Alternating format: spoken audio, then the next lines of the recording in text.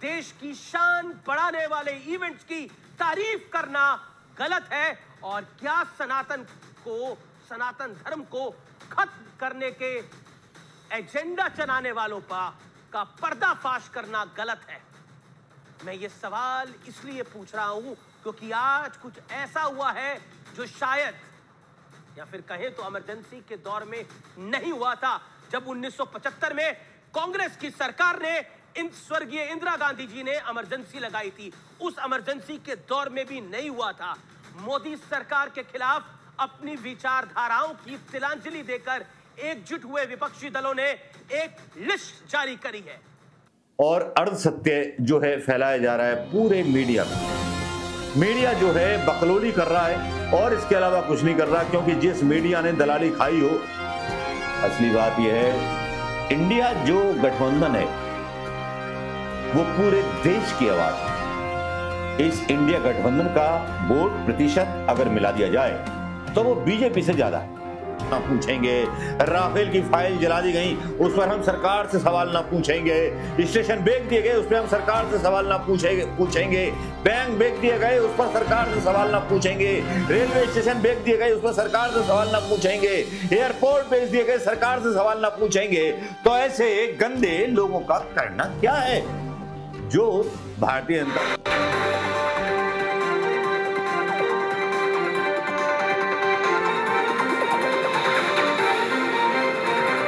दोस्तों नमस्कार, मैं मनोज कुमार शर्मा एक बार फिर आपके बीच में लेकर के गोदी मीडिया का वो रंडियापा वो कर रहे हैं अपने मीडिया चैनल और राष्ट्रीय चैनलों के थ्रू। जैसे ही 14 पत्रकारों पर और चैनलों पर प्रतिबंध लगाया इंडिया ने, वैसे ही सब जो है छाती फाड़ फाड़ करके विलाप करने लगे।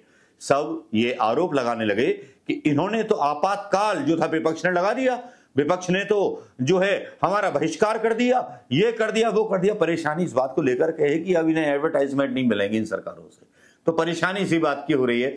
और इसमें सबसे अच्छी प्रतिक्रिया आती है गुल्लू भाई साहब की। गुल्लू भाई साहब को तो आप जानते ही हैं कि दुनिया भर की बकवास पेलते रहते थे अपने उस पर प्रधानमंत्री मोदी के मतलब एक क्या कहते हैं स्पोक पर्सन होने की तरह। जितने 14 लोगों पर लगाई गई है रोक, वो भारतीय जनता पार्टी का मतलब जो थे प्रचार करते थे। जब इन पे रोक लगाई तो अनुराग ठाकुर का मतलब क्या, अनुराग ठाकुर का बयान आता है। शर्म, अरे कांग्रेसियों को तो शर्म आती है सनातन धर्म से। बाबा साहब अंबेडकर का दिए हुए सहयोगी दल के नेता सनातन धर्म, तो इन्होंने पत्रकारों को भी बायकॉट भी करना शुरू कर दिया, मुकदमे भी दर्ज करने शुरू कर दिए। चाहे चेन्नई में देखो, चाहे बंगाल में देखो, छटपटाहट घबराहट में भी मुकदमे दर्ज कर रहे हैं और साथ में कहते सनातन धर्म को खत्म करेंगे। हम सबके पूर्वज यहीं से ही हैं। मुगल आए आकर चले गए, मुगलों ने भी सपना देखा था सनातन को खत्म करने का। मुगल आए आकर चले गए, अंग्रेज आए आकर अनुराग ठाकुर का बयान आता है आज इसी बात को लेकर के। लेकिन मेरे सवाल कुछ और हैं। जब रविश कुमार एनडीटीवी में थे तब कोई बीजेपी प्रवक्ता रविश कुमार के सामने क्यों नहीं आता था? तब क्या आपातकाल नहीं था? अब ताजा खबरें माने तो अजीत अंजुम सवाल उठाते हैं कि भाई संदीप चौधरी की बहसों में एबीपी न्यूज में कोई बीजेपी पत्रकार मतलब बीजेपी नेता क्यों नहीं आता? भाई सवाल अपनी जगह रह गए हैं और अर्ध सत्य जो है फैलाया जा रहा है पूरे मीडिया में। मीडिया जो है बकलोली कर रहा है और इसके अलावा कुछ नहीं कर रहा, क्योंकि जिस मीडिया ने दलाली खाई हो और जिनको दलाली इस बात की दी गई हो कि आपको विपक्ष को बदनाम करना है, सिर्फ विपक्ष को, आपको लोगों से ताल्लुक रखती हुई खबरें नहीं दिखानी है, अदानी के करप्शन और खबरें नहीं दिखानी है। जो लोग ये पहले से तय कर चुके हों कि अदानी पर खबर नहीं दिखाएंगे, राहुल गांधी को सस्पेंड किया गया संसद से, उस पर हम सरकार से सवाल ना पूछेंगे, राफेल की फाइल जला दी गई, उस पर हम सरकार से सवाल ना पूछेंगे, स्टेशन बेच दिए गए, उस पर हम सरकार से सवाल ना पूछेंगे, बैंक बेच दिए गए, उस पर सरकार से सवाल ना पूछेंगे, रेलवे स्टेशन बेच दिए गए, उस पर सरकार से सवाल ना पूछेंगे, एयरपोर्ट बेच दिए गए, सरकार से सवाल ना पूछेंगे। तो ऐसे गंदे लोगों का करना क्या है जो भारतीय जनता पार्टी की मतलब चरण चुम्बन में लगे हुए थे? तो इंडिया ने जो फैसला लिया उसका असर आने लगा है और अपनी अपनी सफाई देते हुए प्रतीत होते हैं। गुल्लू भाई भी सफाई दे रहे हैं, भाई मैंने तो ऐसा नहीं किया, मैंने तो देश के प्रति वो चलाई है।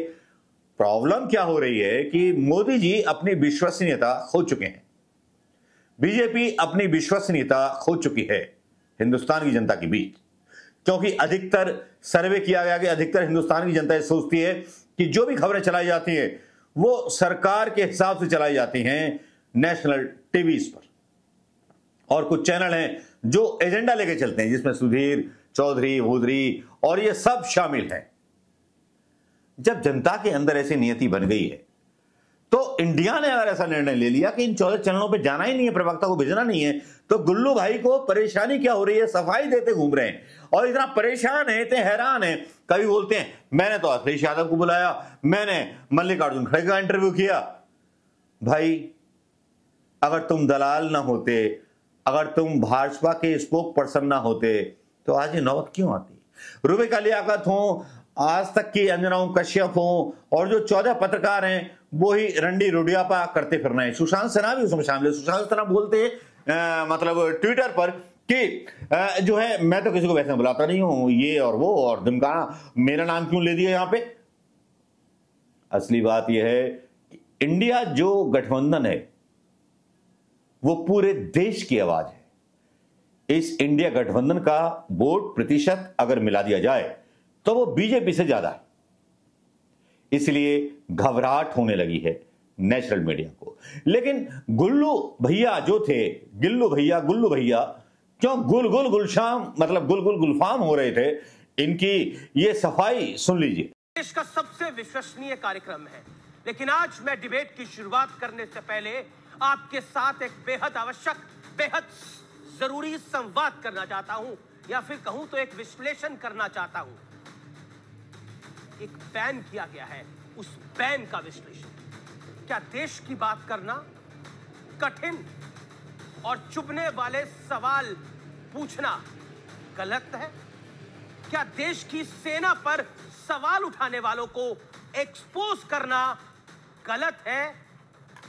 आतंकियों की खिलाफत करना क्या गलत है? आतंकियों को कवर फायर देने वालों से सवाल पूछना क्या गलत है? क्या G20 जैसे देश की शान बढ़ाने वाले इवेंट्स की तारीफ करना गलत है? और क्या सनातन धर्म को खत्म करने के एजेंडा चलाने वालों का पर्दाफाश करना गलत है? मैं ये सवाल इसलिए पूछ रहा हूं क्योंकि आज कुछ ऐसा हुआ है जो शायद, या फिर कहें तो इमरजेंसी के दौर में नहीं हुआ था। जब 1975 में कांग्रेस की सरकार ने स्वर्गीय इंदिरा गांधी जी ने इमरजेंसी लगाई थी, उस इमरजेंसी के दौर में भी नहीं हुआ था। मोदी सरकार के खिलाफ अपनी विचारधाराओं की तिलांजलि देकर एकजुट हुए विपक्षी दलों ने एक लिस्ट जारी करी है, और इस लिस्ट में देश के 5 बड़े मीडिया समूह, 5 बड़े मीडिया नेटवर्क्स का नाम आया है। और इसमें नेटवर्क 18 है, टाइम्स ग्रुप है, इंडिया टुडे ग्रुप है, रिपब्लिक टीवी है, इंडिया टीवी है, और कुल मिलाकर 14 पत्रकार हैं, जिसमें संपादक है यानी एडिटर इन चीफ से लेकर एडिटर तक और मैनेजिंग एडिटर तक शामिल है। इन्हें इस इंडिया अलायंस ने बैन कर दिया है, यानी विपक्षी दलों के प्रवक्ता अब इन एंकर्स के शो में शामिल नहीं होंगे, इनके कार्यक्रमों में नहीं भाग लेंगे। इसे आप ऐसे भी समझ सकते हैं कि जिनके सीधे और तीखे सवालों ने इस गठबंधन को परेशान कर दिया, इन लोगों ने उनसे पीछा छुड़ाने का एक प्रयास किया है। लेकिन आज मैं बताना चाहता हूं कि जनता के सवाल कम नहीं होंगे। जो हम सवाल पूछते हैं वो जनता के सवाल है। मैं डंके की चोट पे कहना चाहता हूं कि देश हित में सवाल पूछना ना कभी छोड़ा है और ना कभी छोड़ूंगा। ताउम्र तक मैं देश की जनता की आवाज बनकर सवाल पूछता रहूंगा, जैसे हमेशा पूछता आया हूं। विपक्षी दलों के प्रवक्ताओं को आर पार में हमेशा बराबर का, या फिर कहें तो कभी कभार ज्यादा ही समय मिला। कई मौकों पर उन्होंने मुझे बुरा भला कहा, गालियां तक दी। अभद्र भाषा का इस्तेमाल तक किया, यहां तक कि चैनल को, हमारे ग्रुप को टारगेट किया गया। लेकिन मेरा धर्म ही मेरा कर्म था। मैं सदैव कहता हूं, मैं सारा विश्व पीकर हमेशा आपके सरोकार की बातें, यानी जनता के सरोकार की बातें आप तक, यानी व्यूअर्स आप तक पहुंचाता रहा। क्योंकि इससे पहले भी चाहे मल्लिकार्जुन खड़गे हो, अखिलेश यादव हो, संजय सिंह हो, गुलाम नबी आजाद हो, राशिद अल्वी हो, राघव चड्ढा हो, सलमान खुर्शीद हो, पवन खेड़ा हो, कांग्रेस के कई प्रवक्ता हो, सुप्रिया श्रीनेत हो, रोहन गुप्ता हो, आलोक शर्मा हो, सब लोग हो, अनुराग भदौरिया हो, सब आप मेरे कार्यक्रम में देखते थे। लेकिन इन सबको आवाज इसी कार्यक्रम के जरिए मिलती रही। कई तो प्रवक्ता इस कार्यक्रम में लॉन्च भी हुए और ये आवाज मैं आप तक पहुंचाता था। खड़गे का पहला कदम क्या होने वाला है? मेरा पहला कदम यही होगा। अब अखिलेश यादव को सुनिए, जब उनका मैंने इंटरव्यू किया तो उन्होंने क्या बोला था। अखिलेश जी, इस सत्र का नाम हमने रखा है साइकिल की सवारी किस पर भारी। 4 साल हो गए भारतीय जनता पार्टी की योगी सरकार को, क्या कहना चाहते हैं आप? सबसे पहले मैं आपको बधाई देता हूं और धन्यवाद देता हूं कि आपने मुझे मौका दिया अपनी बात रखने के लिए। और जो आपने इस कार्यक्रम का नाम रखा है, आज के समय पर इससे बेहतर कोई नाम नहीं हो सकता था। और ये बात मैं इसलिए कह रहा हूं क्योंकि जिस तरीके से डीजल पेट्रोल की महंगाई बढ़ रही है, इसी तरह अगर डीजल पेट्रोल बढ़ता गया। मल्लिकार्जुन खड़गे ने पहला इंटरव्यू, ये इनकी सफाई आपने सुन ली होगी और इनकी सफाई सुनने के बाद आप फैसला कीजिए कि ये जो बोल रहे हैं। भाई, जब रवीश कुमार का बीजेपी वाले पत्रकार, मतलब बीजेपी के नेता मतलब एक तरह से बहिष्कार कर देते हैं, उनकी डिबेट्स में नहीं आते, संदीप चौधरी की डिबेट्स में नहीं आते, तो बताइए कि किसने शुरुआत की थी। तो इंडिया पर इल्जाम तो मत लगाइए।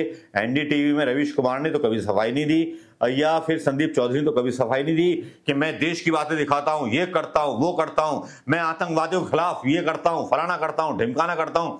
मतलब आपकी नजरों में विपक्ष आतंकवादी है, विपक्ष देश का गद्दार है, तो डूब मरो चुल्लू भर पानी में गिल्लो भैया, ऐसे नहीं बोला जाता कि मतलब कुछ भी। लेकिन 100 बात की एक बात मैं बोलना चाहूंगा।